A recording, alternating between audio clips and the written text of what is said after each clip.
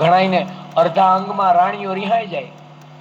આપણે કઈ શું થયું કે પેરેલાઇસિસ, જેને પેરેલાઇસિસ થાય ને અડધી નાડીઓ રિહાઈ ગયેલી હોય, બિચારાના હાથ પગ લબડતા હોય.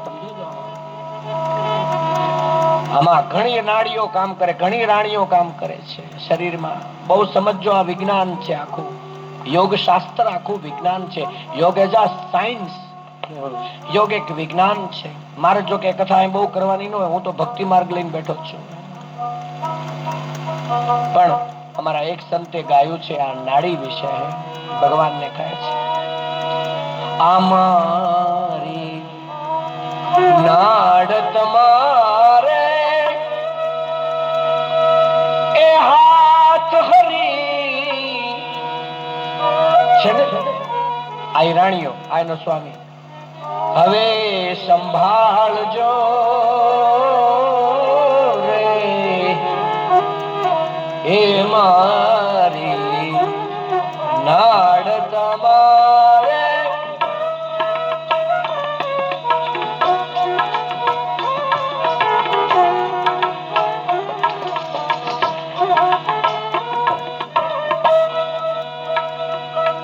ભક્ત કહે છે, હું ન બોલતો તો આ દિવેટિયાનું કાવ્ય છે, નરસિંહ દિવેટિયા. અમે લગભગ ભણતા ત્યારે પ્રાથમિકમાં આવતો ત્યારે યાદ આવી ગયું. બહુ મજાનું છે. આમાં સત્ય સત્ય નથી સમજાતું,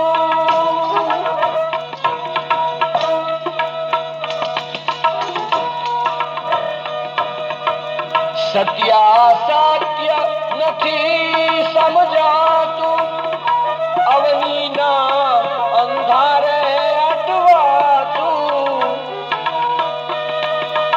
આમાં સાચું શું ને ખોટું શું, આમ કરતા કરતા આવડા થઈ ગયા આપણે. બોલો, સત્ય સત્ય નથી પ્રભુજી સમજાતું,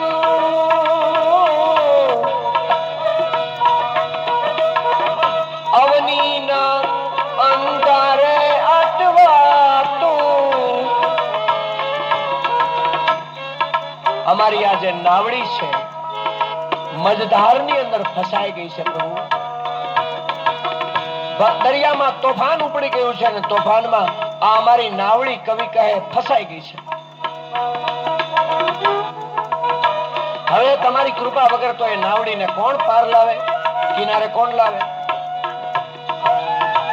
નાવડીને તારજો રે મારી નાવ તમારે એ હાથ હરી સંભાળજો રે મારી નાવ તમારે સંભાળજો રે માં. સત્ય સત્ય નથી સમજાતું હરી.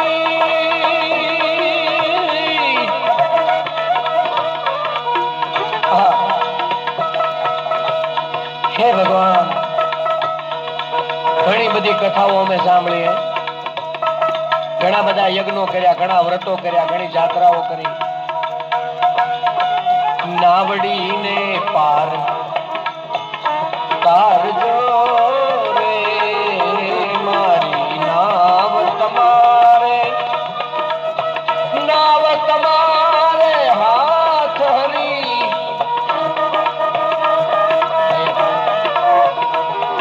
એ નાવ તમારે હાથ હરી સંભાળજો રે મારી, હે મારી નાવ તમારે. આ કોઈ લગન કથા, એટલે આપણે જેમ બધા લગન કરી એવા લગનની કથા સમજતાની. આ તો ઈશ્વર, ઈશ અને એનો સ્વામી, એની કથા, અંદર કથા. મેં કીધું હતું ને કે 10મો સ્કંદ તો પરમહંસોનો. હા, એકવાર ભગવાન શ્રી કૃષ્ણ દ્વારિકામાં સભા ભરીને બેઠા છે, અને એવામાં નારદ મુનિ 7 પાંખડી વાળું એક પારિજાતનું ફૂલ લઈને આવ્યા છે. કૃષ્ણાર્પણ. ભગવાને વિચાર કર્યો, આ ફૂલને હું બેટમાં મોકલું. દ્વારકાથી ગરુડને આજ્ઞા કરી, ગરુડ જા આ ફૂલને બેટમાં રાણીઓને ત્યાં આપતો આવે. તમને તો ખ્યાલ છે બેટ ને દ્વારકાની વચ્ચે ઘણું બધું અંતર છે. એક એક પાંખડી કરીને ગરુડે બધાયના ભુવનમાં મૂક. નારદજીએ વિચાર કર્યો કે હા, ભગવાનને રાણી છે 8 અને ફૂલને પાંખડી છે 7. ભગવાન નિરાતે જમે એવું ચાલે? આપણે કઈક કરતા જાય લીલા. કળા, નારદ કળા કહેવાય ને. ઈશ્વરની કળાને તો એના ભક્તો જ જાણે, બીજું તો કોણ જાણે? ઠાકોરજી એક કામ કરું, શું રાણીઓના દર્શન કરતો આવું, હું બેટમાં જઈને જાવ ને, રોકાવ તો આપણે હારે ભોજન કરશું. નારદજી કે હું જાઉં ને તમારે જમવાનું બગાડું, તમને કેમ લાગે છે? હા, નારદ